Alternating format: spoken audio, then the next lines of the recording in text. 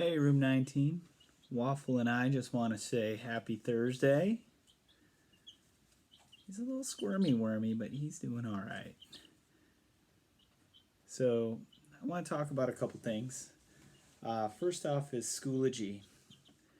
About 16 out of 26 of us were able to log in successfully today, and that's pretty good for the first day. We're just getting used to it, something new.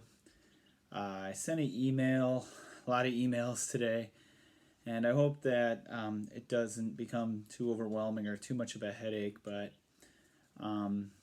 it's where they kind of want us putting things for now, just to show that our students are actively engaged in the learning process through this shutdown time. So try again tomorrow. Go through the steps on the email that I sent just a little bit ago. And tomorrow meaning Thursday. And hopefully you're able to get in successfully. If not, please email me. And we'll... Oh, there he goes. Look at him. He's ready to fly the roost. All right, I'm going to go put him back. That way I can communicate a little more effectively. Give me 2 seconds. There you go. All right. So yeah, I just want to say a big sorry. Sorry, I didn't think it would go that poorly, but I'm not exactly great at it myself. So keep trying. That's all I can say. Now, as far as the workload I've been giving you guys goes, I've got a couple emails that I'm keeping you guys like super overly busy. I want to send this message to both parents and students. I'm just trying to give you guys enough to keep those minds active. You can do as much as you want or as little as you want. So you might have a particularly busy day planned. Maybe you guys are going on a hike or a bike ride. Those types of things. Do less on those days. If I would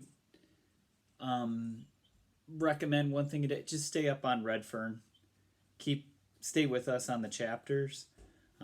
So today, Thursday, is going to be a light day. I'm going to pump the brakes a little bit, let you guys get used to Schoology, and catch up on things maybe from the previous days that you haven't gotten to yet. I'm not really trying to overwhelm you. Quite the opposite. But from my perspective, as a parent, I would rather have more than enough than not enough to keep my child's mind active. So pick and choose. As you know, things are a little strange and different right now, but again, pick and choose. For instance, on math, maybe I go through the whole worksheet, but maybe you only want to do the evens that day, or maybe the odds. I'll leave that totally up to the parents and students to kind of work out and decide, hey, we've got a lot going today, let's just do a few and get our practice in.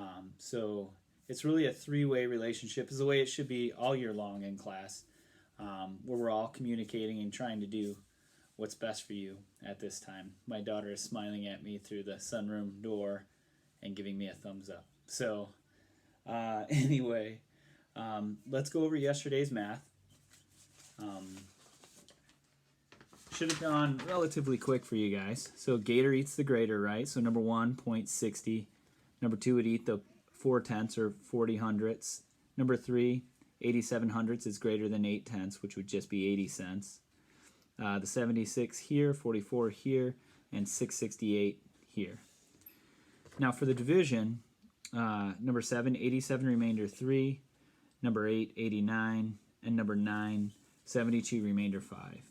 Feel free to pause the video at any time to kind of look at the math. I know my numbers aren't exactly super neat, but I will say this, guys, and this is what I really want you to take away from these double-digit division problems, is use that estimating before you start going crazy, okay? Be mindful about your math. Really, if you think you're going slow, go a little bit slower. So, for instance, in this one, 66, I pretended again, it was 70. So I'm like, okay, how many times would 70 go into that 574? But that's even hard to think about. Like, that's rough, right? So I'm throwing out a digit from each, and I'm saying, how many times could 7 go into 57? Then I think, well, 7 times 8 is 56, so maybe that would work. But as you can see right here, guys, I started with 66 times 9, and I got partway through it, and I realized, whoa, that's going to be way too high, so I didn't even finish. So that's when I went with the 8. And then from there, I could have gone over here and done 66 times 8, standard algorithm, and multiplied it all out. But instead, one strategy you could try would be, okay, 60 times 8. You could do that in your head if you know your times tables. 6 times 8 is 48, and then you add the 0, so you go, okay, 480, and then 6 times 8 again, 48. So what you end up saying is 480 plus 48, and that's where the 528 came from in my head. That's how I did it. I did 60 times 8, and then 6 times 8, and I added them together to get that number real quick, so I didn't have to come over here and do all this work. For the story problems, the first one was Sunday. It was which day did he sell more tickets? The first one was 5/12, and as we know, that's not even a half.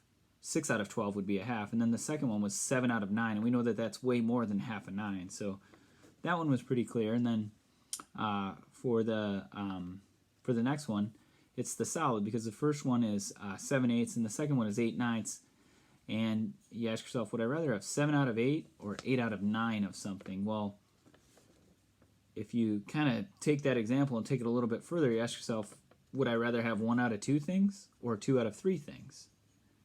So when in doubt, use simpler numbers, simpler fractions that are still 1 digit apart from the denominator to the numerator, and compare them and go, well, it makes sense then that as the denominator gets larger and the numerator is only one away, I'm going to want that fraction, right? So that's yesterday's math. For today, oh boy, I got it somewhere here, or no, I don't. Where is my, see, I got all distracted with those chickens. For tomorrow's math, you're going to do 5-5 remembering, and basically it's more division. So I have it, but it's page 108 in your skinny book.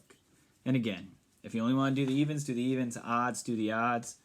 But it's just a little more practice with kind of what we've been doing. So I apologize for not having that handy here. Shoot. For Red Fern, you should have finished chapter 11. And if you did, you know that it was quite a scare there. And I don't want to give away too much because I know some people might be watching this before they've even finished chapter 11. So probably one of the top 3 scariest parts in the book there. Every time I read it, I'm fearing for you know whose life. So I'll just leave it at that. No spoilers. For tomorrow, you're going to read chapter 12. I'll get to that in a second, but also if you go into Schoology and you look at the daily agenda, I assigned for science a listening walk, and it's explained in there, but I also, at the end of that, I put a link, and if you go on a listening walk tomorrow, you can come back and go to the link at the bottom. It's called a Padlet, and what you would do is you would click on the plus sign in the bottom right-hand corner of the Padlet, and you can share your thoughts with the rest of the class, and then as the day goes on, you can keep checking it and see what other people are adding. Please assign your name to it. Put your name on it somewhere so we know who put what. That's if you get a chance to do a listening walk. You don't have to, okay? It's just something extra, something fun for science. I'm not giving a math exemplar for tomorrow or a number talk because I want people to catch up from earlier in the week. And again, I'm not trying to overload you guys. So that being said, chapter 12, Red Fern. The fame of my dog spread all over our part of the Ozarks. They were the best in the country. No coon hunter came into my grandfather's store with as many pelts as I did. Grandpa never overlooked an opportunity to brag. He told everyone the story of my dogs and the part he played in getting them. Many was the time some farmer, coming to our home, would say, "Your grandpa was telling me you got 3 big coons over in Peavine Hollow the other night." I would listen, knowing I got only one or maybe none. But Grandpa was my pal. If he said I caught 10 in one tree, it was just that way. Because of my grandfather's bragging and his firm belief in my dogs and me, a terrible thing happened. Bam, right there. You have foreshadowing. Okay, we've talked a little bit about this earlier in the school year, but foreshadowing is when the author, or even in the movies, a director, gives you a hint at something that's to come. If we reread that last line, because of my grandfather's bragging and his firm belief in my dogs and me, a terrible thing happened. Foreshadowing, guys. One morning while having breakfast, Mama said to Papa, "I'm almost out of cornmeal. Do you think you can go to the mill today?" Papa said, "I intend to butcher a hog. We're about out of meat." Looking at me, he said, "Shell a sack of corn, take one of the mules, and go to the mill for your mother." With the help of my sisters, we shelled the corn. Throwing it in over our mule's back, I started for the store. So what they're doing in the old days is they peeled all the corn. Okay, sometimes we might say they husked it or shucked it. And so they're taking the corn to the mill, and they're going to mash that corn into flour. We don't have mills around so much nowadays. There are still a few operating, but in the old days, that was like what you would do to get flour to bake with and make bread. On arriving at the mill house, I tied my mule to the hitching post, took my corn, and set it by the door. I walked over to the store and told Grandpa I wanted to get some corn ground. He said, "I'll be with you in just a minute." As I was waiting, I heard a horse coming. Looking out, I saw who it was, and I didn't like what I saw. It was the 2 youngest Pritchard boys. I'd run into them on several occasions during pie suppers and dances. The Pritchards were a large family that lived upriver about 5 miles. As in most small communities, there's one family that no one likes. The Pritchards were it.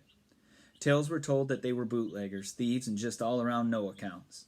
The story had gone round that old man Pritchard had killed a man somewhere in Missouri before moving out to our part of the country. Reuben was 2 years older than I, big and husky for his age. He never had much to say. He had mean-looking eyes that were set far back in his rugged face. They were smoky-hued and unblinking, as if the eyelids were paralyzed. I had heard that once he'd cut a boy with a knife in a fight over at the sawmill. Rainey was the youngest, about my age. He had the meanest disposition of any boy I'd ever known. Because of this, he was disliked by young and old. Wherever Rainey went, trouble seemed to follow. He was always wanting to bet, and he would bet on anything. He was nervous and could never seem to stand still. Once at my grandfather's store, I'd given him a piece of candy. Snatching it out of my hand, he ate it and then sneered at me and said it wasn't any good. During a pie supper one night, he wanted to bet me a dime that he could whip me.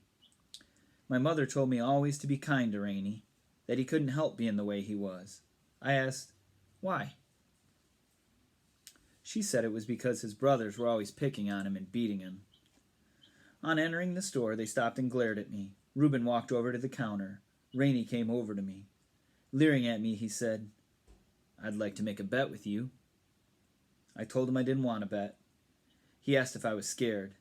"No, I just don't want to bet," I said. His neck and ears looked as though they hadn't been washed in months. His ferret-like eyes kept darting here and there. Glancing down to his hands, I saw the back of his right sleeve was stiff and starchy from the constant wiping up of his nose. Ew. He saw I was looking him over and asked if I liked what I saw. I started to say no, but didn't, turned and walked away a few steps. Reuben ordered some chewing tobacco. "Aren't you a little young to be chewing?" Grandpa asked. "Ain't for me, it's for my dad," Reuben growled. Grandpa handed 2 plugs to him. He paid for it, turned around, and handed 1 plug to Rainey.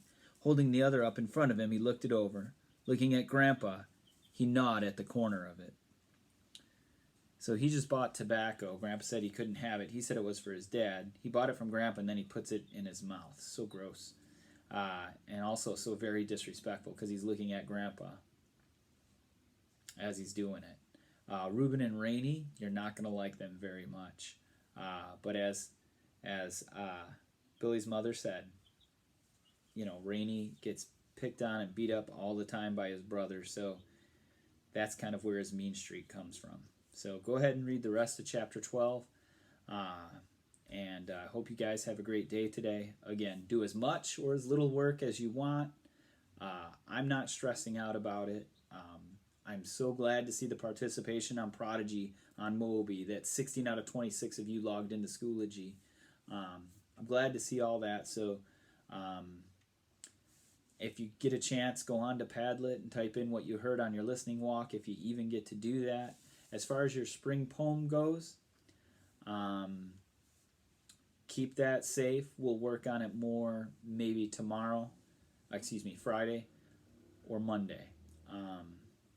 So hopefully that's coming along pretty well for you so far, though. Feel free to email me with any questions or concerns. Message me on Schoology.